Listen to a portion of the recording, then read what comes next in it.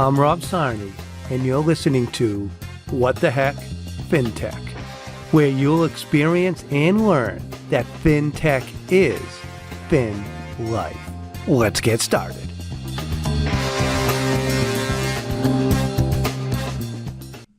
Welcome back to Part 2 with Ian Sheridan.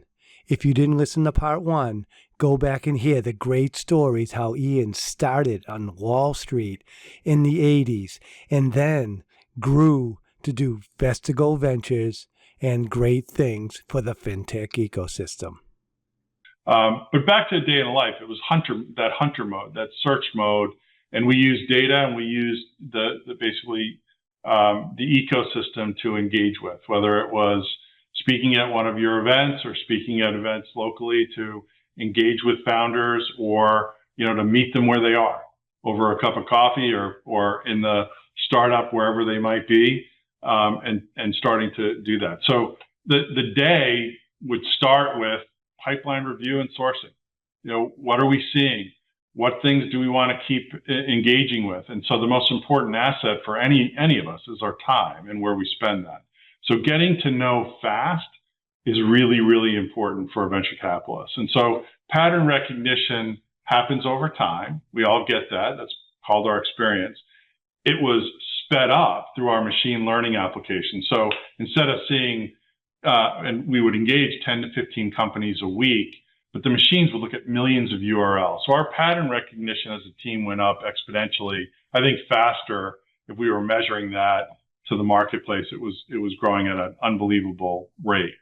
So pipeline review and sourcing, and then you're talking to founders throughout the day to understand, these are the founders you're not invested in, to understand how they're thinking about tomorrow, today, and whether or not it's a good match, right? And so you're starting to build a relationship. This is before you get to an investment committee or talking about writing a check. It's meeting these folks to determine, do they have the grit? Do they have the passion and enthusiasm to take their idea into something that's going to become an investable business? And so meeting them early and understanding their journey, really, really important. And I'd even go back when we were raising money for funds, and I always felt it was very important when I was a corporate guy and we would set up a mutual fund. I'd go into the board with a one-page document requesting 50 million or 100 million to start a mutual fund, and the road was already paved before I showed up to the board meeting. So you knew you were getting the money. You might get 2 or 3 questions to rattle you a little bit, but you got the money. When Vestigo formed, we put in our own money, certainly to get started, 10%, but then we raised the rest. And I will tell you, that was a very humbling experience. And probably one of the most important experiences, I think, to being a member of a venture capital team is understanding what the founder goes through to ask for people to invest. And we had to do the same thing. And we're fortunate we had a lot of friends who knew us and trusted us early on. We formed a lot of new institutional relationships because they saw that the experience and the data and how we were approaching things were unique enough, but fundraising, certainly part of it. So those founder calls lead to, building that relationship to determine, how are they thinking about fundraising? And we only wanted to talk to founders who went on that journey themselves versus hiring an outside firm. And that might be counterintuitive to some, but for us, what we learned was the founder who goes on that same journey and is humbled by it, for sure, also learns exponentially through that process. And they pick up, and we, Mark and I and Dave would always say, we need to make sure every meeting that we have is mutually beneficial. So while we're in the business of saying no, let's make sure we are thoughtful, empathetic, curious and investigative approaches to determine whether or not we could invest. But at the end of that meeting, even if it was a clear no, one, give them the clear read. That was really important to us. But make sure that we've given them something of value for their time. And I think overall, we've done that. We've always gotten good feedback from the market. There's always that one founder who will, blinders on and they don't care what you say, and they've heard it probably too many times from venture capitalists, and they don't believe it. And for their benefit, that's probably a good thing for some. For others, we've seen where they get on the loop and they they burn a lot of calories before they come back and say, you know what, you told us this was probably not a great idea and we've adjusted. Will you listen to us? Of course. Learning is part of the process. The other piece is network activation. So this is just the morning that we're talking about. So the network activation is, as you think about the folks that you've invested in, it's how can we help them, right? It's for my LPs, it's how do I optimize the return of the fund, which I am a limited partner in our fund. So my personal money is involved, but I am responsible for, along with our team, responsible for our limited partners getting an optimized return for the portfolio. So how do we do that? By helping founders overcome barriers. And part of that is network activation. So we're fortunate, you and I have long careers. We know a lot of people. It's amazing how relationships really matter. People I knew in New York 30 years ago or worked with at Goldman and lost touch with today have become important relationships to me. So and we didn't have LinkedIn back then, right? We had Rolodexes. so we've all come a long way. So relationships matter. You're calling up, you're helping these folks meet people, engage in mutually beneficial conversations where they get to learn and to grow and potentially acquire a new customer. That's the morning. The midday component of it is really getting ready for board preparation. So we're all sitting on boards as investors. We made a conscious decision to say that not only do we want information rights, but we want to be an active investor. We want to participate on the board. My team has heard me say all the time, you get one of us at Vestigo on the board, you have all of us. And the reason, because we don't all show up, only one person shows up, maybe they're shadowed by us. But the idea is that we engage, we take copious notes of what's happening, what's working, what's not working. And then as a team, each week we discuss who's winning and who's losing and why. And what can we do to help that founder overcome it? So that's why I say you get one of us, but you may get, I'm on a board, and then Mark has a great idea how a founder can overcome it. Sometimes Mark will say, Mark, let's get you directly with that founder, or Dave, let's get you with that founder. I can't tell you how many sessions Dave did for me during COVID at night over Zoom, convincing and conveying to founders that they needed to build machine learning and AI into their tech stacks. And many were saying, no, that's not important. And we would have these long sessions at night where Dave would sit with and listen to the technology group and the engineers of how they architected and how they built, but then would coach and advise on how they can incorporate machine learning at that time and now AI. The ones who listened, by the way, are at the top of our portfolio. The ones that didn't, well, yeah. Or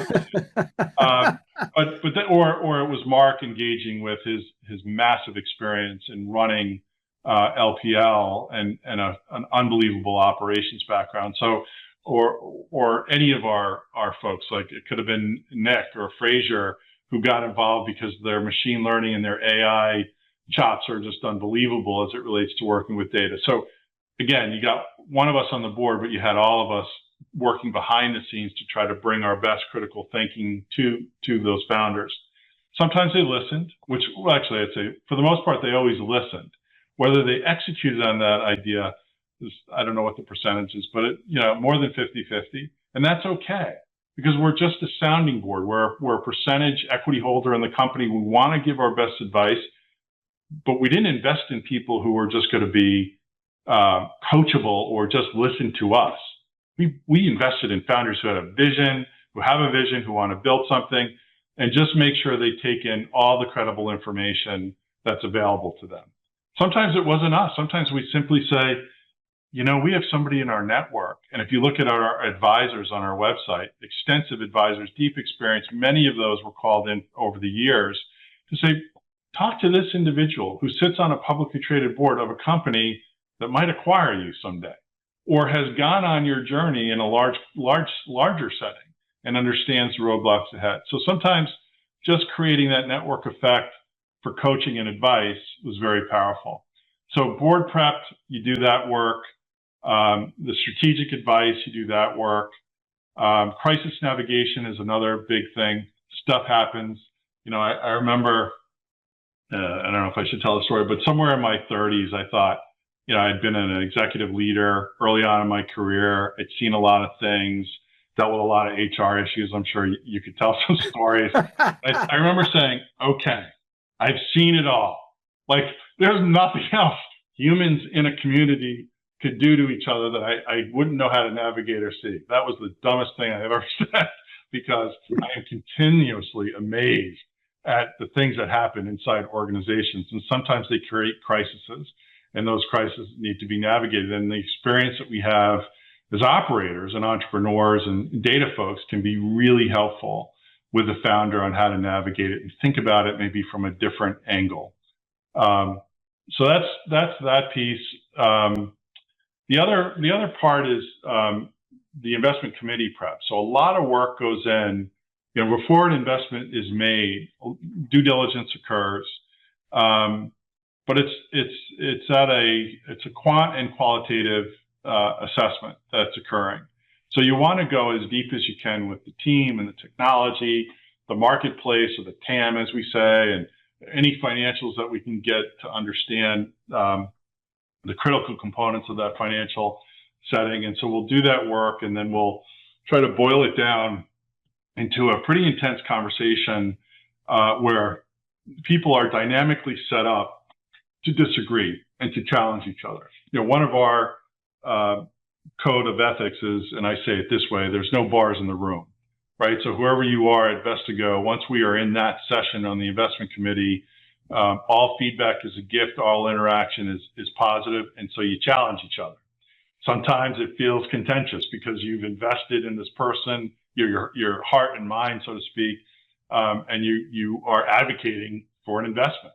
But you go around the room, you take it apart, and ultimately you walk out with a consensus of, are we investing or not?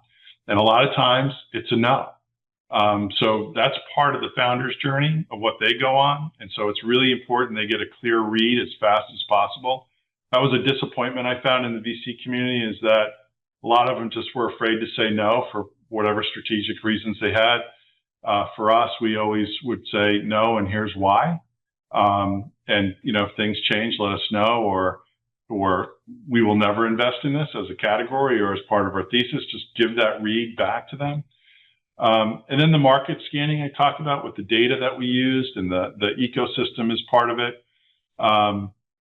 The other piece is industry events, right? Where we interacted in a lot of different ways, from panel discussions, meet founders where there are. There's dinners that you attend one-on-one with founders, or coffees. There's late night follow-ups with founders. They got through the workday and they're still thinking about a lot of things, but they'll hit you up with the one or two that are potentially going to keep them from sleeping that night. And so you act as an advisor and a coach, and you listen, and you try to give advice or counsel where it makes sense. And sometimes it's just you listen and you acknowledge it, and that's the best you can do. But those are the kind of things. I mean, the typical day, no 2 days look alike. You start the morning with an intent, and a midday and an end day with intent, but you're always on. You always have a long-term mindset, so you're not, you don't get short on the first stumble. You don't overreact. You really try to think long-term with the folks that are around you as your team, and long-term with the folks that you've invested in. Anyway, that's kind of a rough outline. I probably missed a lot of stuff, but. Wow, that is unbelievable. I mean, what you just gave a master class on helping venture capital, helping founders, helping any professional, and how to be effective. You talked about how important your network is and how your brand is your reputation over time.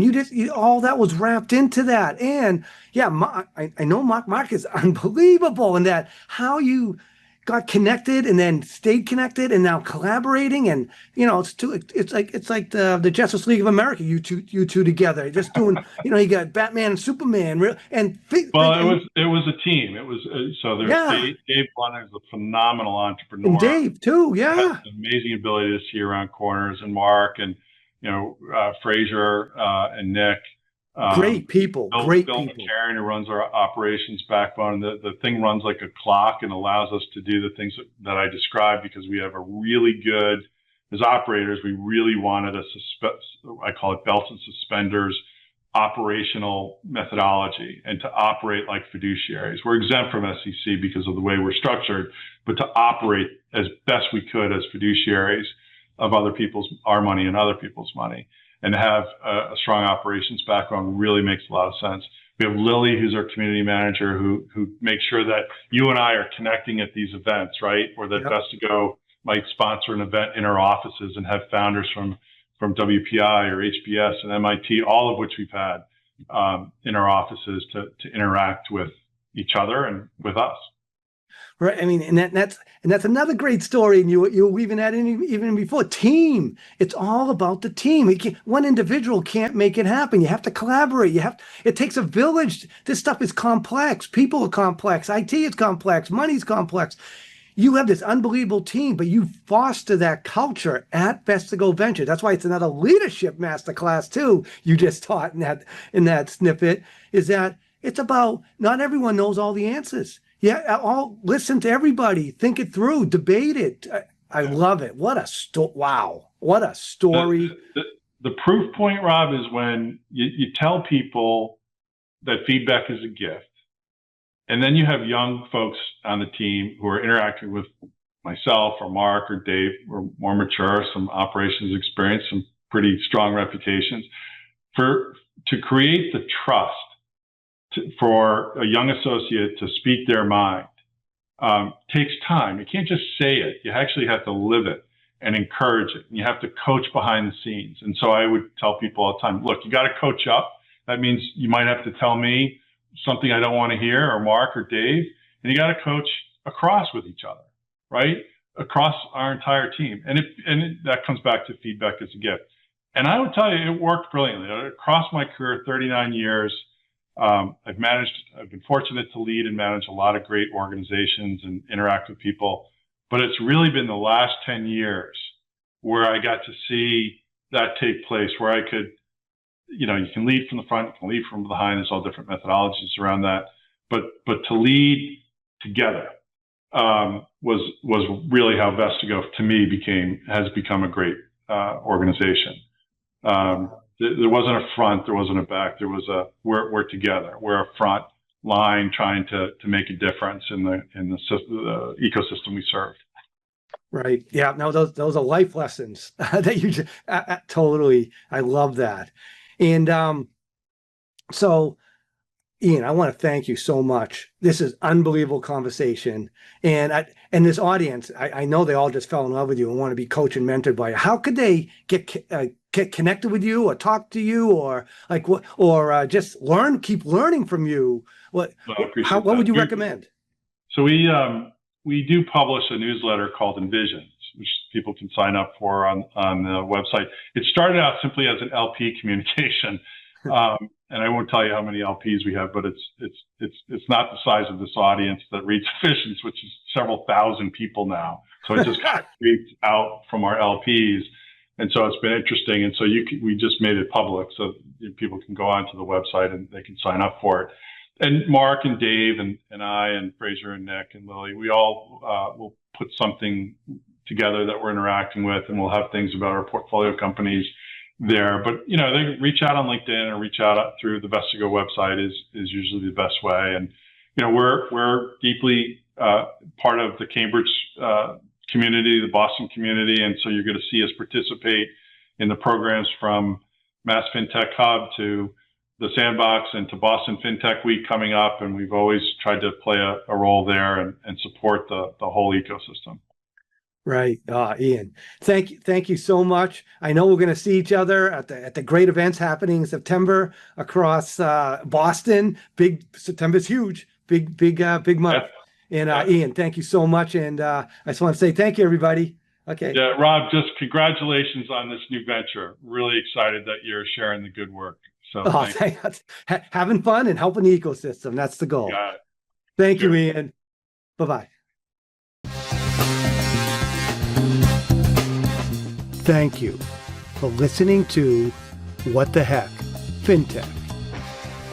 Make sure you tune into our next episode as we continue to interview fintech leaders and share real-world stories from across the fintech ecosystem, so you can fully understand that FinTech is Fin Life.